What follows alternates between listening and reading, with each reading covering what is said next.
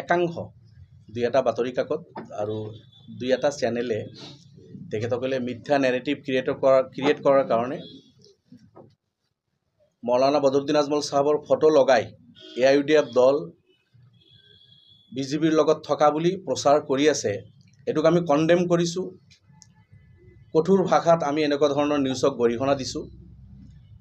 AIUDF দলৰ বিজেপিৰ লগত কোনো দূৰৰো সম্পৰ্ক নাই।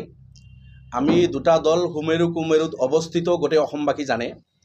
দলৰ জন্মলগ্নৰ পৰা যোৱা 20টা বছৰে বিজেপিৰ যি আদৰ্শ RSS আৰু বিজেপিৰ আদৰ্শৰ লগত আমাৰ কোনো মিল নাই। আমি যুঁজি আহিছোঁ আৰু বৰ্তমান বিজেপি চৰকাৰ যোৱা 10 বছৰে হ'ল এই সাম্প্ৰদায়িক বিজেপি চৰকাৰৰ বিভিন্ন সাম্প্ৰদায়িক কাৰ্যসূচীৰ আমি শক্তিশালীভাৱে বিধানসভাৰ ভিতৰে বাহিৰে আমি বিৰোধিতা কৰি আহিছোঁ আৰু গোটেই অসমবাসী ইয়াৰ সাক্ষী। কিন্তু আমি লক্ষ্য কৰিছোঁ আমাৰ এজন নিলম্বিত বিধায়ক, যিজন বিধায়ক দলৰ কোনো পদবীধাৰী নাছিল, যিজন বিধায়ক দলৰ কোনো মুখপাত্ৰ নাছিল আৰু এণ্টি পাৰ্টি এক্টিভিটিজৰ কাৰণে তেখেতক দলে আজিৰ পৰা এবছৰ আগত তেখেতক দলে নিলম্বন কৰিছে।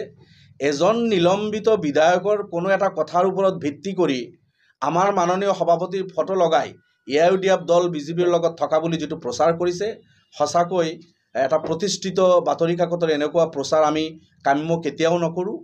যদি তেনেকৈ প্ৰচাৰ কৰিছে আমি আহ্বান জনাম, আমি সেই কাকতক মানে অনুৰোধে কৰিম যে কমলাক্ষ পুৰকায়স্থৰ বক্তব্য, শশীকান্ত দাসৰ বক্তব্য, সিদ্দিক আহমেদ ডাঙৰীয়াৰ বক্তব্য, আপোনাৰ বসন্ত দাসৰ প্ৰাক্তন মন্ত্ৰী কংগ্ৰেছৰ, এতিয়াও কংগ্ৰেছৰ বিধায়ক, এখেতসকলৰ যি বক্তব্য মন্তব্য, ৰূপজ্যোতি কুৰ্মী, সুশান্ত বুঢ়াগোহাঁই কংগ্ৰেছৰ পৰা বিধায়ক হৈ আহি আকৌ বিজেপিৰ প্ৰতিনিধি হৈ আছে, তেখেতসকলে এইসকলৰ বক্তব্য গৌৰৱ গগৈ ডাঙৰীয়াৰ লগত মিলাই ফটো মিলাই তেখেতসকলে অহাকালি প্ৰচাৰ কৰক।